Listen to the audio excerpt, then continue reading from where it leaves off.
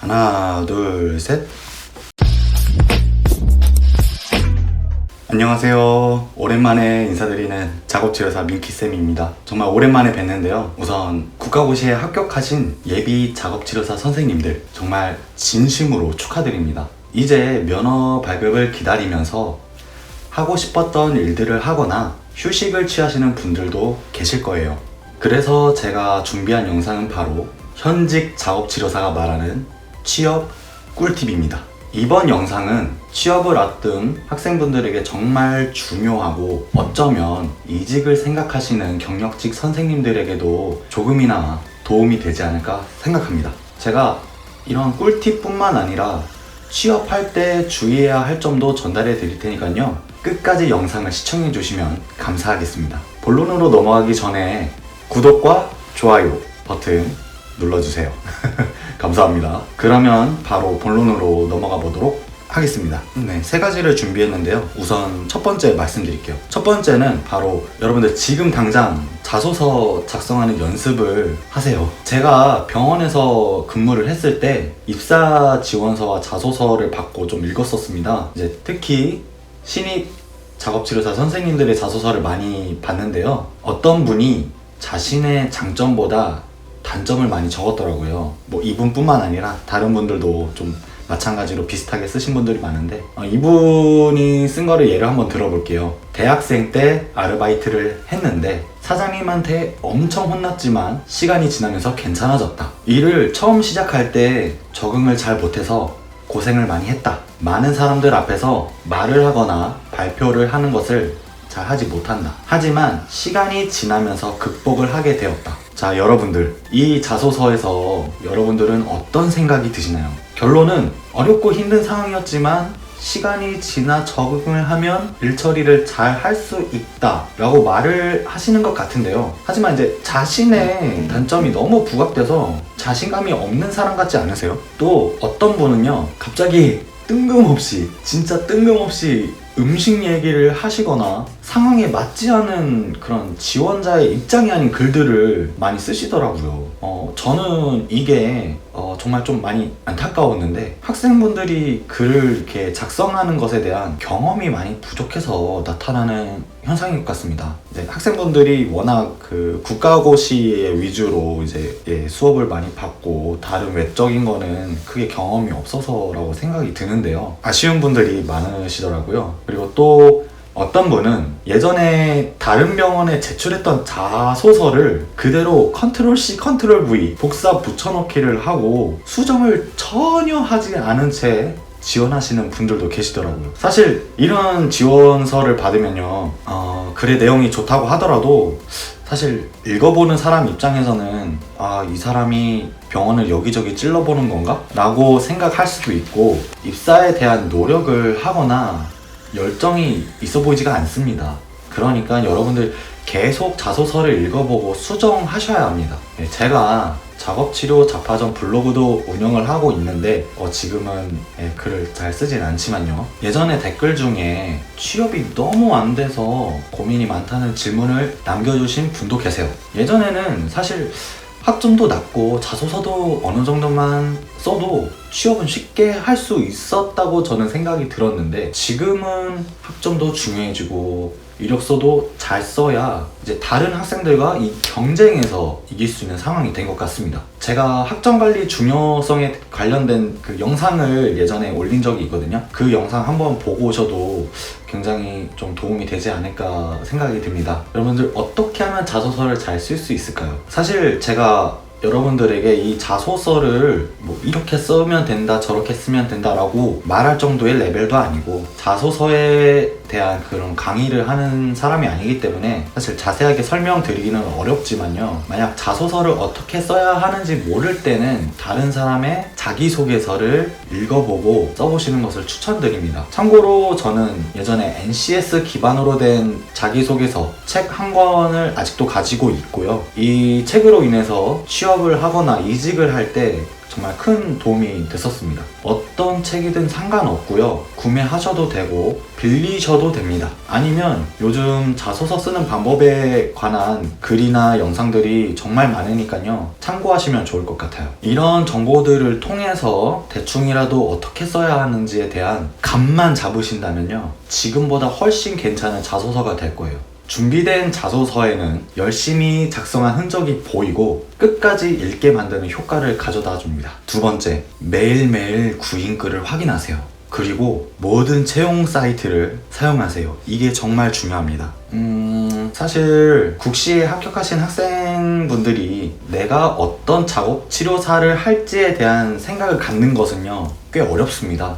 그렇기 때문에 구인글을 보면서 자신이 치료해야 하는 대상자가 주로 어떤 분이며 내가 어떤 일을 담당하는지에 대해 먼저 파악하는 것이 좋습니다. 사실 자신이 어떤 작업치료사가 되고 싶은지에 대한 고민이 우선이라고 저는 생각을 합니다만, 현실은 아직까지도 크게 소아 작업치료사나 성인 작업치료사 이렇게 크게 나눠져야만 하는 여러분들의 좁은 첫 취업의 문이 정말 참 아쉽습니다. 아무튼 구인글을 통해서 자신이 가고 싶은 기관의 이력서 양식은 어떻고 어떠한 인재를 뽑는지, 연봉은 또 어느 정도인지에 대한 사전 정보를 얻는 것이 필요합니다.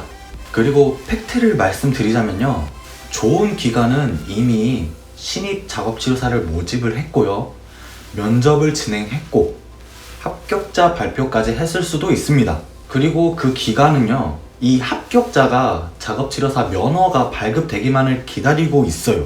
이렇게 천천히 취업 생각을 하면 된다는 안일한 생각으로 기회가 날아갈 수도 있습니다. 반면 빠르고 부지런한 사람은 기회를 잡겠죠.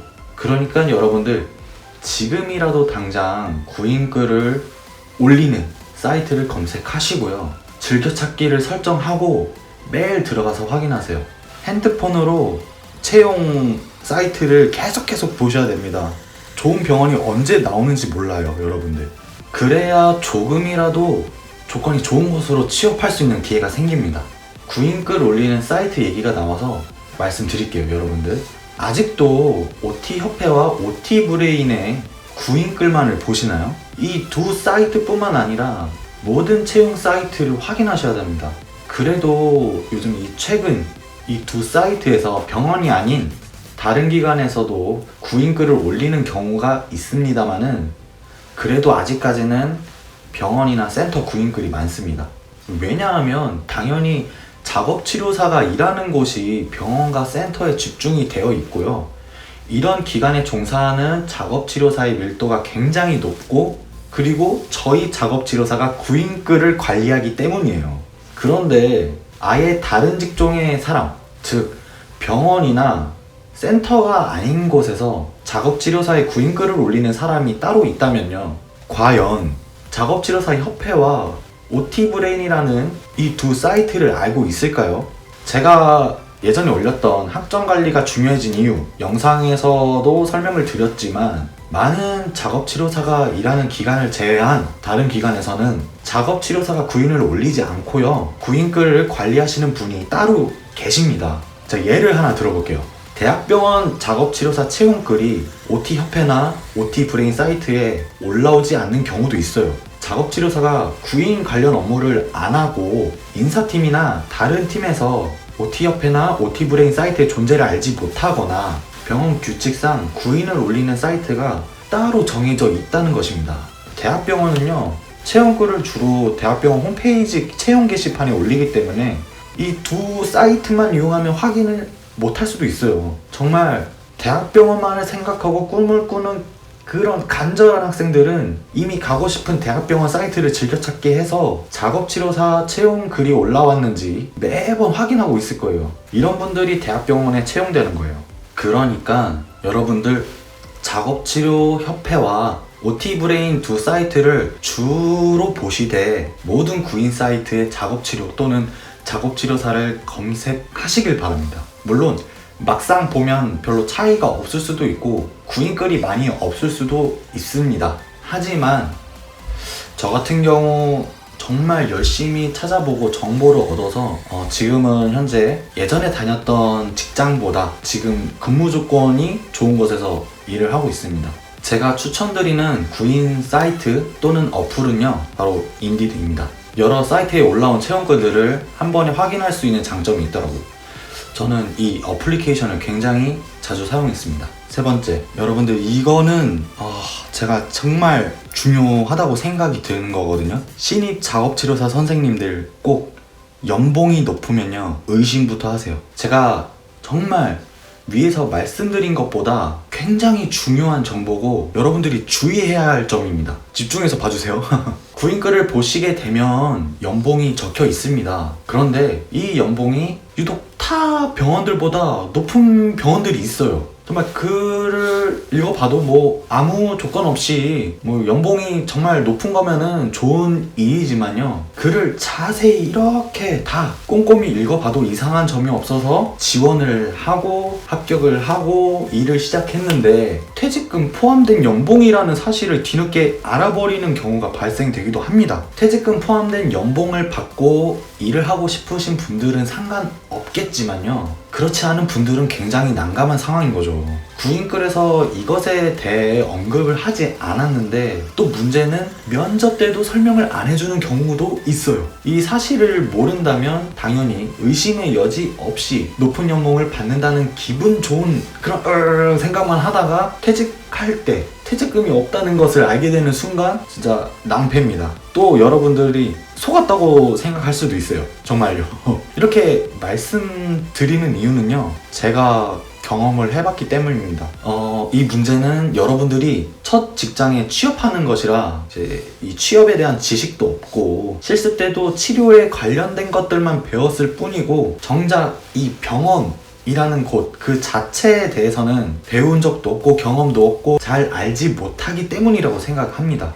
저 같은 경우는요, 사실 이 퇴직금에 대해서 잘 모르는 것도 있었지만요, 병원의 뭐 행정팀이나 인사팀 같이 이런 병원 운영 또는 돈이라는 것을 다루는 그런 분야의 타 직종인 분들이 관리를 해주고 설명을 해줘야 하는 부분이라고 저는 생각을 하는데, 이 병원 운영과는 거리가 먼 저희 같은 치료사 선생님들께서 치료도 힘든데 면접도 봐야 하고 뭐 이런저런 설명을 해야 하는 그런 정신없는 상황 속에서 연봉에 퇴직금 포함이다 아니라고 뭐 설명해주는 거는요, 어려울 수도 있고 설명할 때 실수로 빠뜨릴 수도 있는 부분이에요.